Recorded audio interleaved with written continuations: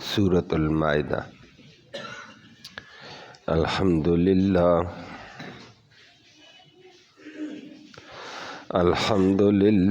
عدد خلقہ ورضا نفسہ وزنۃ عرشہ ومداد کلماتہ، والصلاۃ والسلام علی صفوۃ رسلہ وخیر خلقہ محمد وآلہ وصحبہ۔ اما بعد فاعوذ باللہ من الشیطان الرجیم، بسم اللہ الرحمن الرحیم۔ الیوم احل لکم الطیبات وطعام الذین اوتوا الکتاب حل لکم وطعامکم حل لہم، والمحصنات من المؤمنات والمحصنات من الذین اوتوا الکتاب من قبلکم اذا آتیتموہن اجورہن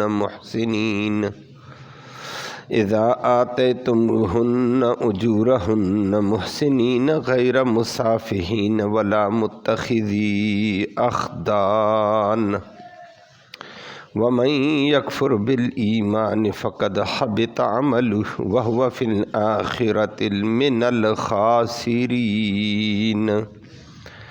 صدق اللہ العلی العظیم وبلغنا رسولہ النبی الامی الکریم۔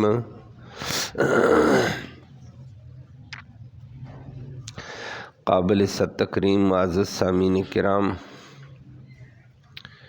آیت کریمہ سے متعلق کل بھی آپ نے سماعت کیا۔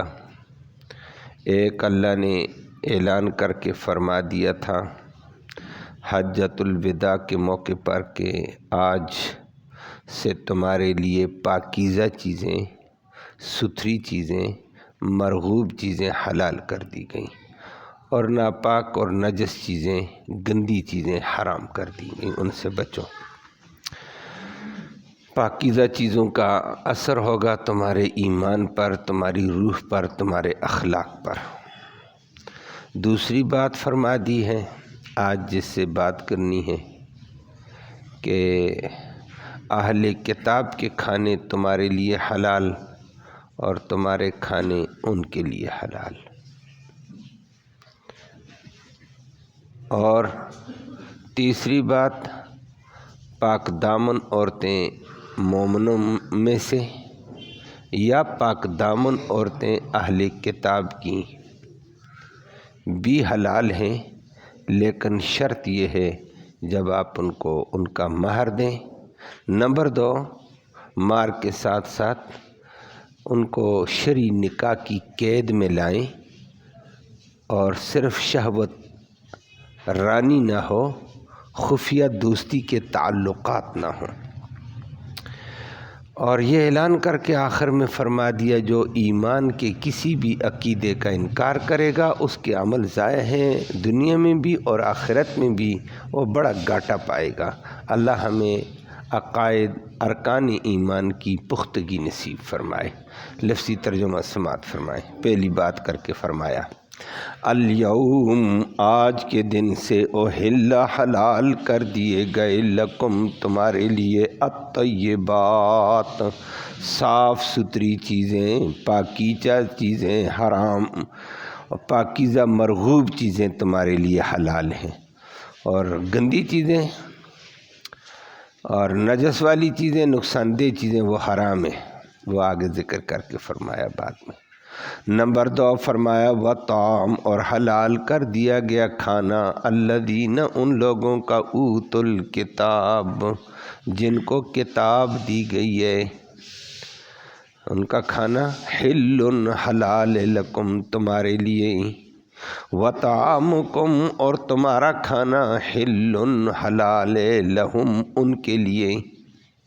نمبر 3 والمحصنات، اور پاک دامن عورتیں، عفیفہ عورتیں، من المؤمنات مومنات میں سے، والمحصنات اور پاک دامن اور عفیفہ عورتیں، من الذین ان لوگوں میں سے، اوت الکتاب جن کو دی گئی ہے کتاب، تورات انجیل زبور وغیرہ، من قبلکم تم سے پہلے، وہ بھی حلال ہے، لیکن کب؟ اذا آتیتمو جب تم ادا کر چکے ہو، ہن ان عورتوں کو، اجورہن ان کے مہر، اور نمبر 2 یہ شرط، نمبر 2 محسنین ان کو نکاح کی قید میں لانے والے ہو، غیر مسافحین اور مستی پوری کرنے والے، شہوت پوری کرنے والے نہ ہوں، ولا متخذی اور نہ بنانے والے ہوں، اخدان خفیہ دوستیاں قائم کرنے والے بھی نہ ہوں، وَمَن یکفر اور جو انکار کرے گا بالایمان ایمان اور ارکان ایمان کا، فقد حبط عملہ پکی بات ہے اس کے عمل سارے ضائع، وَهُوَ فِي الْآخِرَةِ اور یہ بندہ آخرت میں، من الخاسرین بڑے گھاٹے پانے والوں میں سے ہے۔ اللہ سب کو محفوظ فرما۔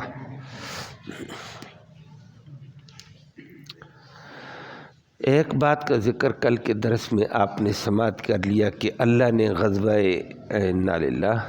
اللہ نے حجۃ الوداع کے موقع پر جب اسلام غالب نظر آیا، پہلے آیت میں سن چکے تھے آپ کہ اب کافر تمہارے دین کے حوالے سے مایوس ہو چکے ہیں، ان کی سازشیں ناکام، ان کی تدبیریں ناکام ہیں، اب اسلام غالب ہی غالب رہے گا۔ تو ساتھ فرما دیا اسی موقع پر ہم نے تمہارے لیے آج اعلان کر دیا، پاکیزہ صاف ستھری مرغوب چیزیں تمہارے لیے حلال، جو تمہارے جسم کو بھی فائدہ دیں، تمہاری روح کو بھی فائدہ دیں، تمہارے اخلاق کو فائدہ دیں، اور ناپاک اور نجس چیزیں تمہارے لیے حرام کر دیں تو تمہارے جسم کو خراب کریں، تمہاری روح کو خراب کریں، تمہارے اخلاق و کردار کو تباہ کریں۔ آج اگلی بات آئی ہے، وَطَعَامُ الَّذِينَ أُوتُوا الْكِتَابَ حِلٌّ لَكُمْ وَطَعَامُكُمْ حِلٌّ لَهُمْ۔ فرمایا اہل کتاب کا کھانا تمہارے لیے حلال، میں نے اہل کتاب مختصر کر دیا، طعام اور کھانا الذین اوتوا الکتاب ان لوگوں کا جن کو کتاب دی گئی ہے، اہل کتاب کا کھانا حل حلال لکم تمہارے لیے، وطعامکم اور تمہارا کھانا حل لہم ان کے لیے بھی حلال ہے۔ اب یہ کھانے سے کیا مراد ہے، اہل کتاب سے کیا مراد ہے کہ ان کا کھانا حلال ہے؟ کھانے آپ جانتے ہیں ہمارے، ایک تو یہ ہے اللہ نے پیدا کیا ساگ، سبزیات، اللہ نے پیدا کی دالیں مختلف قسم کی بے شمار، اللہ نے پیدا کی ہیں نباتات، غلات۔ اب یہ کھانے اگر کوئی بھی پکا لے، سبزیاں کوئی بھی پکائے، پیدا رب نے کی ہے اور پکانے والا کوئی بھی ہے، تو یہ کھانا جائز ہے۔ دال کسی نے بھی بنائی ہے، پیدا رب نے کی تھی، دال ہے، ساگ ہے، سبزیات ہیں، دیگر بہت ساری ایسی چیزیں ہیں، غلوں میں سے کوئی بھی غلہ روٹی پکائی ہے، چاول پکائے ہیں، اناج ہے، باجرہ کی روٹیاں پکائی ہیں، کوئی بھی پکائے حلال ہے کھانی۔ وہ کافر بھی پکائے گا، ہوٹلوں میں کافر پکاتے ہیں بعض ملکوں میں، اور ملک پاکستان کے اندر بہت سارے کافر ہیں جن کے ہوٹل ہیں،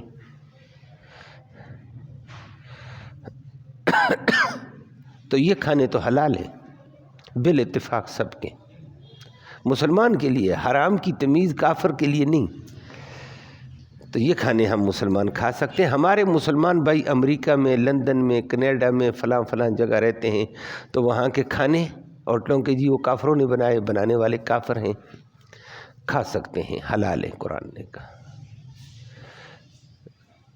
کافر کی بھی میں نے کہا حلال، لیکن یہاں اہل کتاب کے کھانے کے حلال ہونے کا ذکر کیا ہے۔ اب اس کھانے سے کیا مراد ہے؟ اس کھانے سے ذبیحہ مراد ہے۔ کیا ہے؟ ذبیحہ مرغی ذبح کی جاتی ہے، گائے بھینس ذبح کی جاتی ہے، دمبا بکرا ذبح کیا جاتا ہے۔ کافر ذبح کرے جانور کو تو وہ مسلمان کے لیے حرام ہے۔ بات سمجھ آئیے؟ مرزائی ذبح کرتا ہے جانور کو تو حرام ہے، ہندو ذبح کرتا ہے تو مسلمان کے لیے حرام ہے، سکھ ذبح کرتا ہے تو حرام ہے۔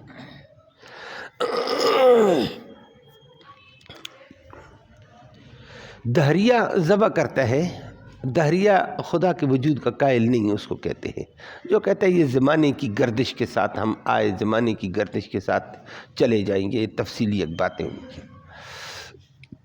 تو ایسا دہریہ ذبح کرے تو ہمارے لیے حلال ہے، مسلمان کے لیے حلال نہیں ہے۔ کمیونسٹ ہے، وہ ذبح کرے تو حلال نہیں ہے۔ لیکن اہل کتاب ذبح کرے، اہل کتاب دنیا میں دو طبقے ہیں، جن کو کتاب دی گئی وہ اپنے آپ کو اہل کتاب کہلاتے ہیں، ایک یہودی ہے اور ایک عیسائی ہے۔ اور یہودی اور عیسائی ذبح کرے تو اللہ نے اس کا کہہ دیا ان کا ذبح حلال ہے۔ میری بات سمجھ آ گئی ہے؟ باقی تو دیگر چیزیں بھی ہیں، وہ اپنی جگہ ہیں، اور ہم اگر ذبح کریں تو ہمارا ذبیحہ ان کے لیے حلال۔ باقی دال ساگ کا مسئلہ ہی نہیں، دال ساگ میں نے کہا وہ سب کا ایک دوسرے کے پکائیں، وہ پیدا کرنے والا اللہ، صرف پکانے والا کام کرنے والا ہے۔ وہ تو آپ کو یہ بھی پتہ ہے بہت سارے گھروں کے اندر مسلمان گھر ہوتے ہیں لیکن ملازم اور ملازمہ کافر ہوتے ہیں، عیسائی ہوتے ہیں، وہ دال ساگ پکاتے ہیں تو پکانے دو نا، کھانا حلال ہے۔ بس بات یہاں کس کی ہے؟ ذبیحے کی۔ تو اہل کتاب کے ذبیحے کو حلال قرار دیا مسلمان کے لیے، باقی کوئی دنیا کا کافر، دیگر کافر اگر وہ ذبح کریں تو ان کا ذبیحہ حرام ہے۔ اب اہل کتاب کا ذبیحہ کیوں حلال کیا اہل کتاب کیا؟ اس پر لمبی لمبی تحقیقات بھی ہیں، میں مختصر بات کر رہا ہوں کہ اہل کتاب جو بندہ بھی ہے کہ ایک طبقہ یہ کہتا ہے میں تورات کو اللہ کی کتاب مانتا ہوں، میری بات سمجھ آ رہی ہے؟ تورات کو جب اس نے اللہ کی کتاب مانا تو اللہ کو بھی مان لیا۔ تورات بھائی کس پر آئی ہے؟ کہتا ہے موسیٰ علیہ السلام پر آئی ہے۔ تورات بھیجنے والا رب جس پر بھیجی ہے وہ موسیٰ علیہ السلام، رب کو بھی مان گیا، موسیٰ علیہ السلام کو بھی، تورات کو بھی مان گیا، اور تورات کو بھی مانا تو تورات کے اندر بھی ہے قیامت کو مانتا ہے وہ۔ سمجھ آ گئی بات؟ اب وہ اللہ کو بھی مانتا ہے، ایک پیغمبر بھی مانتا ہے، ایک کتاب بھی مانتا ہے، قیامت بھی مانتا ہے، رسالت اور نبوت بھی مانتا ہے، رسالت اور نبوت بھی مانتا ہے کہ اللہ رسول بنا کر بھیجتا ہے، رسالت ایک نظام ہے، نبوت ایک نظام ہے۔ اب اتنا وہ مان گیا تو یہ ایمانیات کی بہت ساری چیزیں ماننے میں ہمارے قریب ہو گیا ہے، بہت ساری چیزیں ماننے کی وجہ سے ہمارے قریب ہو گیا ہے۔ یہ یہودی کی بات میں نے کہہ دی ہے۔ اسی طرح عیسائی ہے، عیسائی کہتا ہے میں انجیل کو اللہ کی کتاب برحق سچی مانتا ہوں کہ اللہ نے کتاب بھیجی تھی، سچی کتاب تھی، اب ہے یعنی وہ بات کی باتیں ہیں۔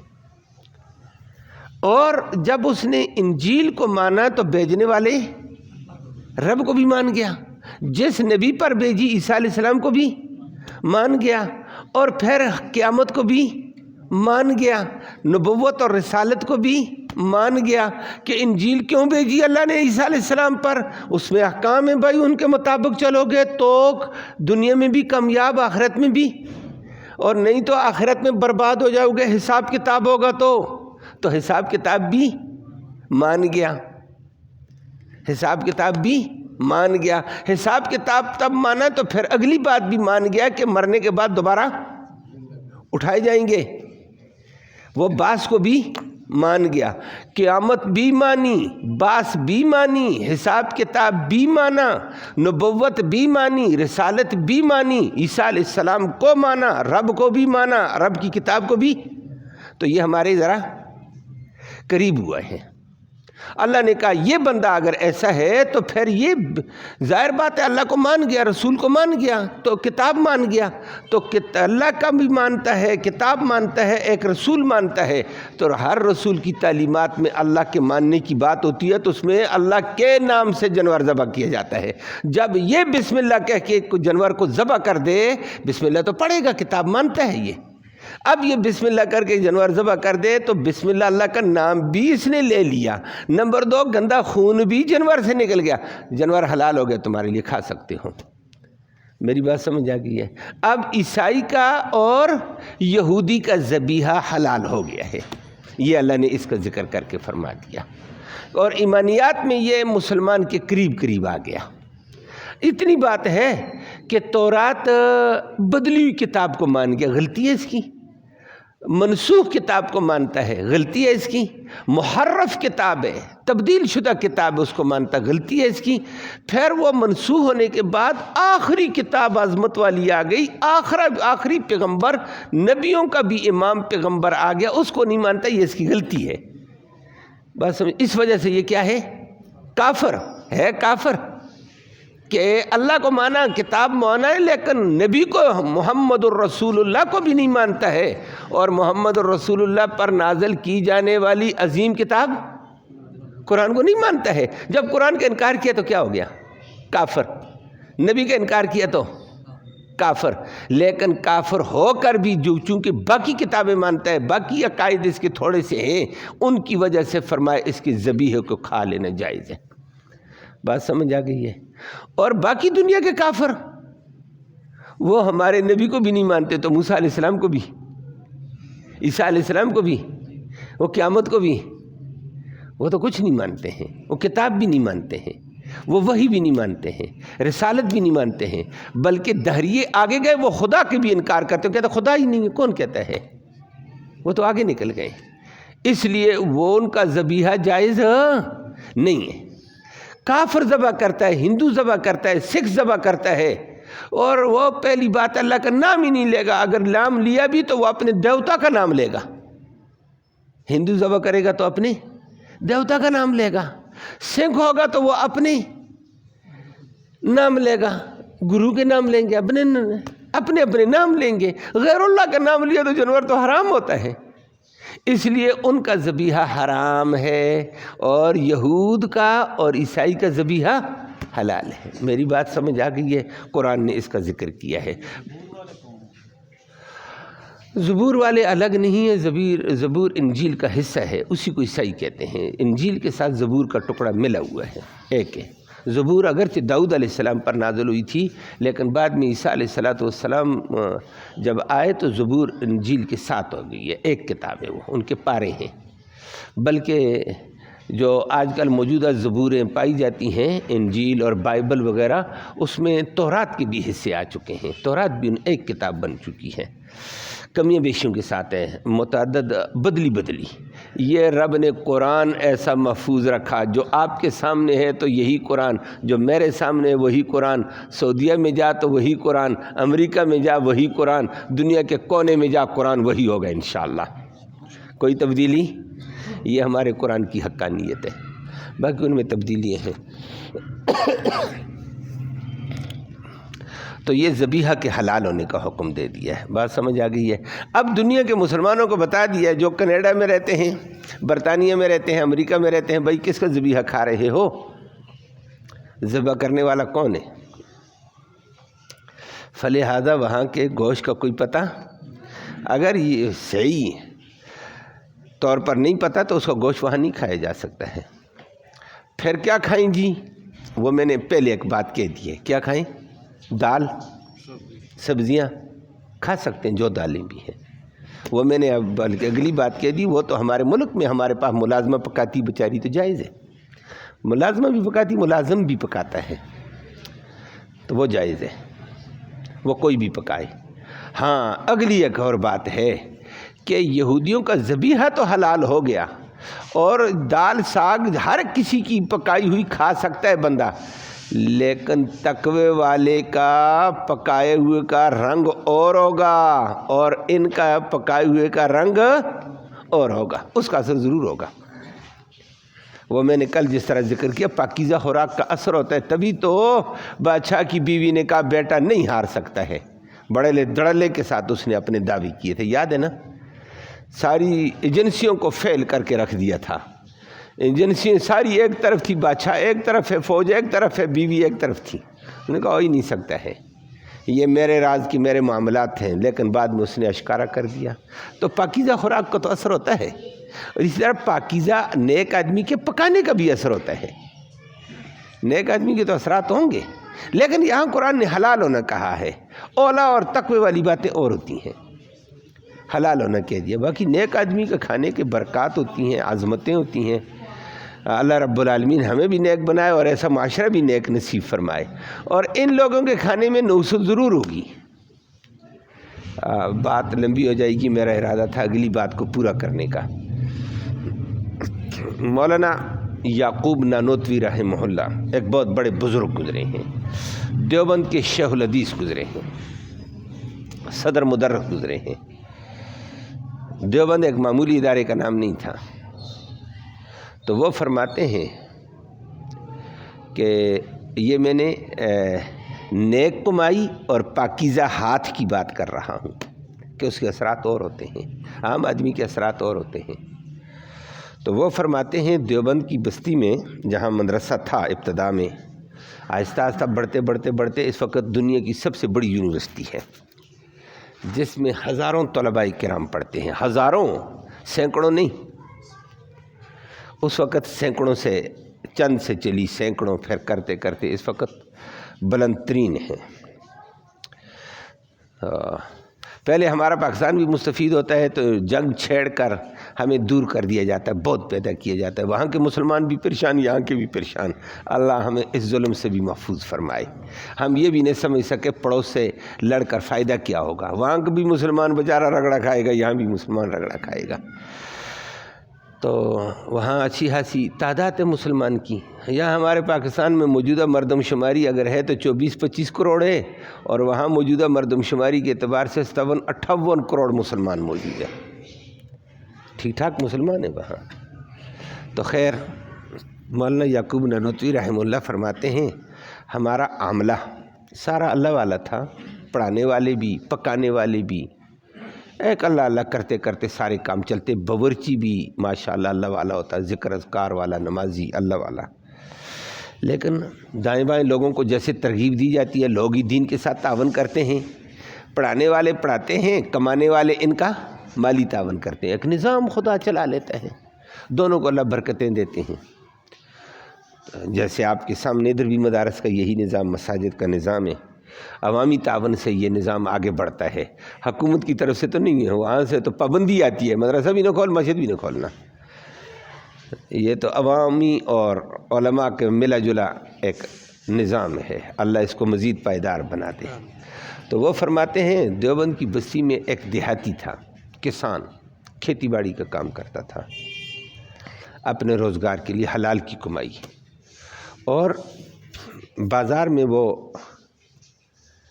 گٹھا لاتا تھا گھاس کا شہر میں، تو شہر میں لوگوں کسی کے پاس گائے ہے، کسی کے پاس بھینس ہے، کسی کے پاس بکری شکری ہوتی تھی، تو لوگ گٹھے دیہات والے کاٹ کر چارہ لاتے تھے۔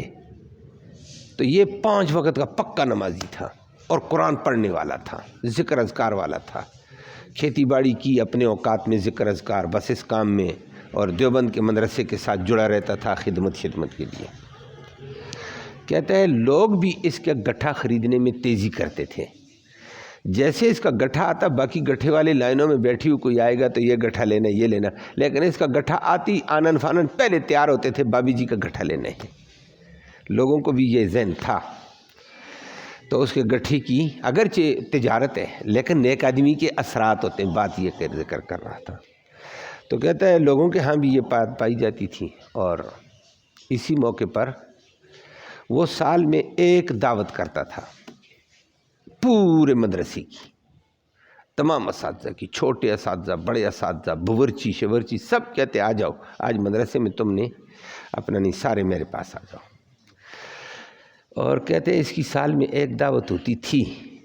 مولانا یعقوب نانوتوی رحمہ اللہ بہت بڑا عالم، بہت بڑا ولی، بہت بڑا عالم، وہ کہتا ہے مدرسے کے ہر استاد کو اس کی دعوت کی انتظار ہوتی تھی، خوشی ہوتی تھی کہ بابا جی بزرگ صاحب دعوت کریں گے، دعوت کھائیں گے۔ تو وہ اپنے کھیتی باڑی کے آٹا شاٹا الگ، اپنی کھیتی باڑی کا ہوتا اس کا حلال، اور گٹھا گھاس کا بیچا اس میں سے وہ 3 حصے کر دیتا تھا۔ گٹھا بیچا نا 3 حصے، ایک غریبوں کو ایک حصہ دے دیتا وہیں پر دائیں بائیں، ایک رشتہ داروں کے حوالے کر دیتا، ایک حصہ اپنے گھر لے جاتا، اس میں تھوڑا بہت اپنا خرچہ جو چائے پانی کا ہوتا وہ کر کے، بقیہ 1 پیسہ بچا لیتا تھا کہ 1 پیسہ بچا کر رکھو، سال کے بعد دعوت کروں گا، اس کا سالن بناؤں گا۔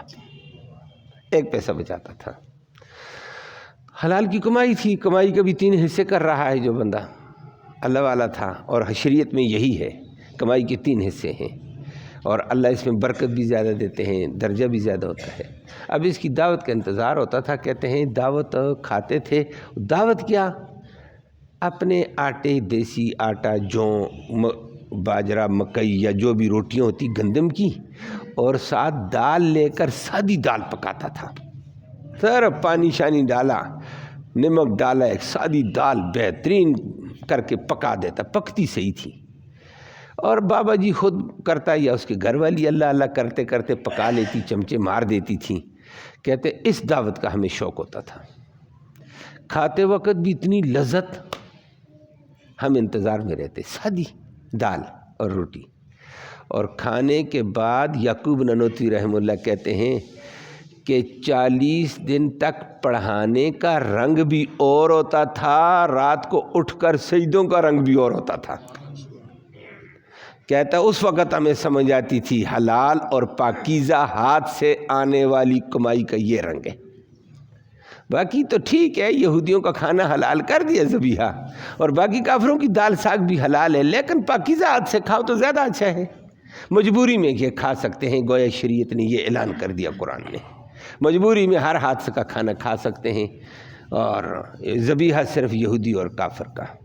وگرنہ پاکیزہ نیک آدمی ہے، نمازی بندہ ہے، اس کے ہاتھ کا پکا ہوا اس کی برکات اور ہوں گی انشاءاللہ۔ اس میں کھانے کے بعد اثر ہی ہوتا تھا، اور مولانا کہتے ہیں 40 دن تک اس خوراک کا اثر ہوتا تھا، ہمیں محسوس ہوتا، اور پھر نبی کی حدیث سنا دیتے کہ ہر کھانے کا 40 دن تک اثر ہوتا ہے، اور جو کسی نیک بندے کو کھانا کھلائے گا 40 دن تک نیکیاں اس کے کھاتے میں پڑتی رہتی ہیں، کہ 40 دن تک اس کا کھاتا بھی چلتا ہے، اور اس کے کھانے کا بھی رنگ ہوتا ہے آگے۔ تو وہ خود فرماتے تھے، تو حلال ہونا اور بات ہے، لیکن اولا پاکیزہ کھانا۔ اب اگلی بات ایک رہ گئی ہے، اگلا جملہ انشاءاللہ کل کے درس میں ہی آئے گا، کہ یہودیوں کا ذبیحہ حلال ہے، وہ آپ کے سامنے آ گیا، لیکن اس وقت یہودی اور عیسائی، جو میں نے پہلے باتیں ذکر کی کہ کتاب کو مانے، عیسیٰ علیہ السلام کو مانے، خدا کو مانے، قیامت کو مانے، حساب کتاب کو مانے، اس وقت یہودیوں میں اکثریت طبقہ خدا کا انکار کر کے آیا ہوا ہے۔ نئی انداز آ گیا، نیا انداز ان میں، کہتے ہیں کوئی خدا نہیں، کوئی کتاب نہیں، فضول باتیں کرتے ہو۔ عیسائیوں کا ایک طبقہ کیتھولک کہتا ہے کتاب ہے، خدا ہے، بہت سارے چیزیں وہ مانتا ہے۔ باقی بے شمار عیسائیوں میں جس طرح کبھی کبھی یہ ہمیں تانے دیتے ہیں فرقے، اور ادھر بھی کہتے ہیں، ان میں زیادہ فرقے ہیں عیسائیوں میں، ایک دوسرے کو کافر کہتے ہیں، ایک دوسرے کو مرتد کہتے ہیں، ایک دوسرے کو واجب القتل بھی کہتے ہیں، ان میں زیادہ فرقے ہیں۔ کیتھولک مذہبی فرقہ ان کا ہے، وہ اپنے مذہب پر کسی درجے تک ہے۔ باقی اس کے علاوہ ایسے بھی ہیں جو کہتے ہیں خدا ہی نہیں ہے، فضول باتیں کرتے ہو۔ تو کوئی کہتا ہے کوئی کتاب شتاب نہیں ہے، فضول باتیں بنائی ہوئی ہیں۔ کوئی ان میں یہ بھی ہیں، کہتے ہیں کوئی مرنے کے بعد دوبارہ زندہ نہیں کیے جائیں گے، ان میں یہ بھی آ گئے ہیں۔ اگر اس قسم کا یہودی ہے جو نہ قیامت کو مانے، نہ حساب کتاب کو مانے، نہ کتاب کو مانے، نہ خدا کو مانے، یہ دہریوں میں سے شامل ہے، اس کا ذبیحہ حرام ہوگا، اس کے ذبیحے کا اور حکم ہے۔ ہم نے جو کہا ذبیحہ اہل کتاب یہود عیسائی کا، وہ بہت ساری ایمانیات کی چیزیں مان گیا تھا، اس لیے وہ ہمارے قریب تھا، اس کو برداشت ہے۔ اور آج کل عیسائیت میں، یہودیت میں تباہی آئی ہوئی ہے۔ یہ آپ دیکھ رہے ہیں یہودی جو یلغار کر رہے ہیں، ان میں تھوڑا سا بھی قیامت کا خوف ہوتا، حساب و کتاب ہوتا، یہ بچوں پر بمباریاں کرتے ہیں، یہ عورتوں پر بمباریاں کرتے ہیں، یہ نسل کشی کرتے ہیں۔ یہ بگڑی ہوئی قوم ہے، یہ کسی کو نہیں مانتی ہے۔ کچھ یہودیوں میں سے تھوڑے لوگ ہیں جو اپنی کتاب کے ماننے والے ہیں، اگر جیسی کیسی بھی ہے۔ عیسائیوں میں کچھ تھوڑے زیادہ ہیں، باقی بگڑی ہوئی قوم ہے۔ اس بگڑی ہوئی قوم کا ذبیحہ پھیر کھانا جائز، جیسے ہندو کا ذبیحہ نہیں کھا سکتے، ان کا بھی پھیر نہیں کھا سکتے ہیں۔ اللہ ہم سب کو سمجھ نصیب فرمائے، حقیقت پہ آنے کی توفیق۔ اللہم صلی وسلم دائما ابدا علی حبیبک خیر الخلق کلہم۔ اللہم انا نسألک الہدی والہدی والعفاف والتقی والغنی۔ اللہم اہدنا واہدنا بہ وجعلنا سببا لمن اہتدی۔ یا اللہ تو رحمت کے فیصلے فرما، کوتاہیوں کو معاف فرما، قدم قدم پہ لغزش ہم سے یا اللہ تو ہمیں معاف فرما دے۔ نیک معاشرہ نصیب فرما، پاکیزہ معاشرہ نصیب فرما، پاکیزہ خوراک نصیب فرما، یا اللہ پاکیزہ حلال کی کمائی نصیب فرما، یا اللہ اچھے نیک لوگوں کا قصہ واسطہ نصیب فرما، بروں کی شر سے سب کو محفوظ فرما، امن نصیب فرما، سلامتی نصیب فرما۔ یا اللہ یہ بیٹھنا، یہ سننا سنانا اپنی جناب میں قبول فرما۔ اس کا ایصال ثواب ہمارے اعزاء اقارب جو دنیا سے چل بسے ہیں، یا اللہ ان کی روح تک اس کا ثواب پہنچا دے، ان کی مغفرت فرما، ان کو جنت الفردوس میں اعلیٰ مقام نصیب فرما، زندوں کو ہدایت اسلام نصیب فرما۔ یا اللہ فلسطین کے مسلمانوں کی مدد و نصرت کے فیصلے فرما، ان کے مقابلے میں صہیونی اور یہودی طاقتوں کو ذلیل و خوار فرما دے۔